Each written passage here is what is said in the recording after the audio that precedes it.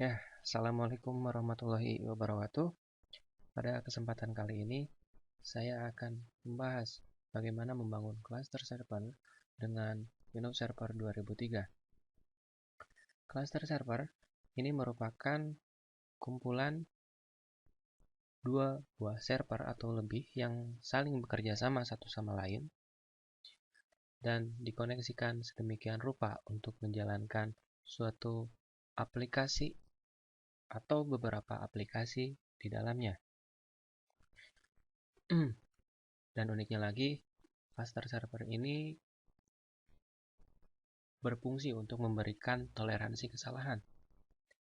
Apabila salah satu server di dalam sistem tersebut mengalami gagal fungsi, kemudian server yang lain akan menggantikan server yang tadi untuk menjalankan fungsinya. Ya, baik, di sini ya terdapat sebuah gambar yang saya ambil dari suatu sumber. Terdapat dua buah server yang saling terhubung satu sama lain dan terhubung terhadap NAS atau Network Attached Storage, di mana NAS ini berfungsi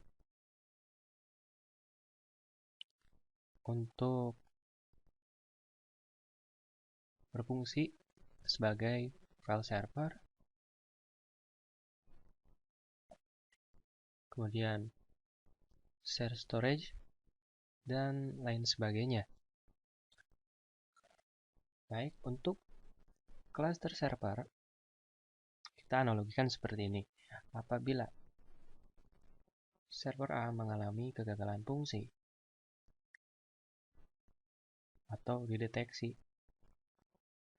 adanya kesalahan sehingga mengalami kerusakan pada server A, maka otomatis server A tidak dapat menjalankan fungsinya. Nah, kemudian fungsinya akan ditransfer secara otomatis kepada server B. Maka server B itu akan menggantikan fungsi dari server A tadi. Nah, kemudian apabila server A ini sudah ditangani kerusakannya atau sudah diperbaiki, maka fungsi dari server A yang tadinya dikirim ke server B, kemudian server B akan mentransfer balik pada server A. Atau kita sering sebut dengan istilah failover dan fileback. Nah, baik itu. Untuk selanjutnya, saya akan virtualisasikan langsung cluster server ini terhadap Windows Server yang telah diinstalkan di virtual machine. Baik, kita close saja ini. Kita buka virtual machine. Virtual machine yang saya gunakan adalah VirtualBox, di mana perangkat lunak ini digunakan untuk mengeksekusi atau menjalankan sistem operasi di dalam sistem operasi. Nah, baik, terbuka. Di sini saya sudah instalkan beberapa server, ya, dari mulai server 1 hingga server 4.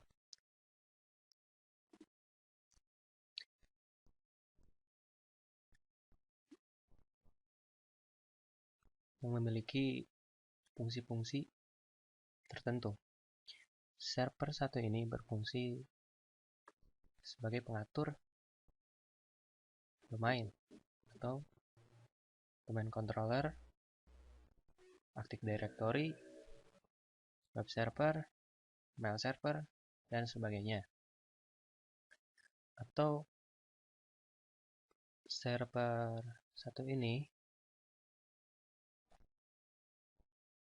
digunakan untuk menjalankan aplikasi-aplikasi yang bersifat stateless memory, ya. Nah, sebelum menjalankan sebelum menjalankan server-server tersebut,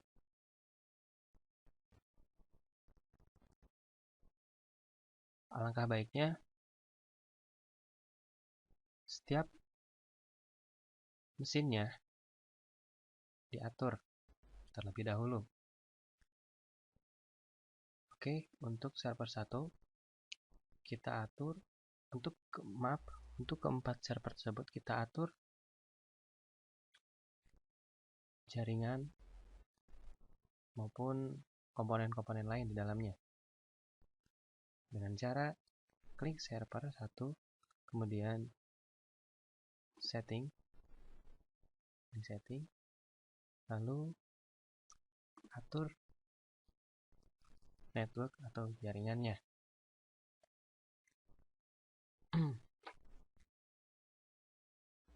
Di sini pilih adapter 1.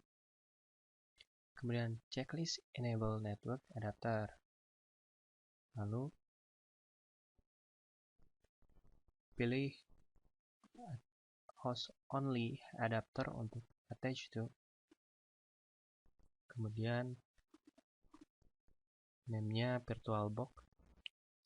Pilih VirtualBox host only Ethernet adapter.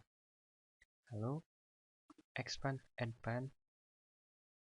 Pilih Intel Pro 1000 MT server untuk adapter tipenya. Dan Prometheus modenya pilih allow all atau izinkan semua. Lalu centang kabel connected. Biarkan MAC address ini secara otomatis terisi oleh VirtualBox-nya. Setelah itu klik OK untuk menyelesaikan, atau jika Anda berkenan untuk membagikan atau men-sharekan folder yang ada di dalam komputer OS Anda bisa pilih share folder, ya. Kemudian klik add new share folder yang terdapat di sebelah kanan. Ini yang saya tunjuk. Pilih, kemudian folder path, pilih other, lalu pilih this PC atau komputer ini, lalu pilih local disk yang akan Anda sharekan. Di sini saya sharekan local disk D yang terdapat di komputer host saya terhadap VirtualBox, terhadap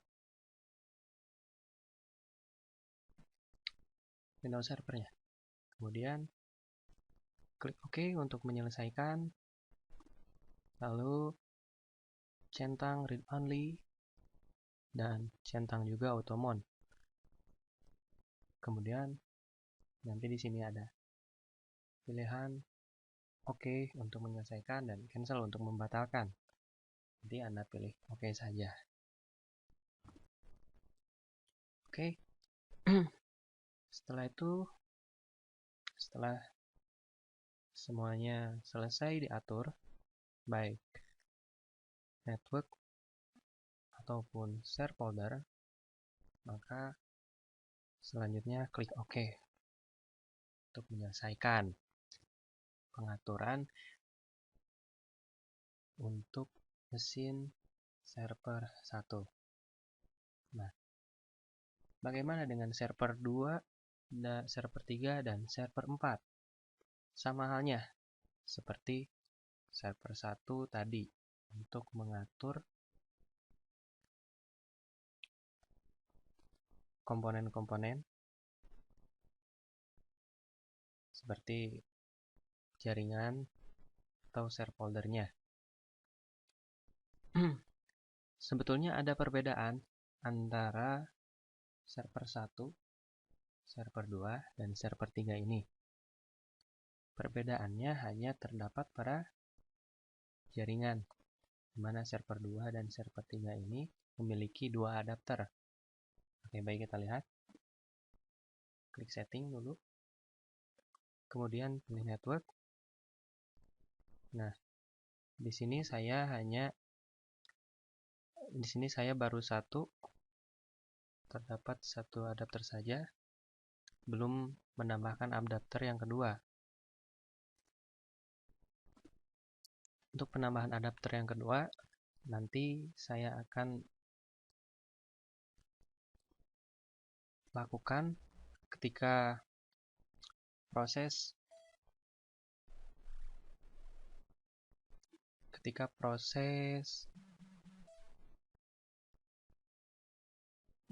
instalasi cluster.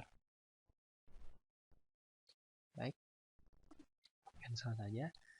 Sekarang kita jalankan server 1, server 2, server 3, dan server 4.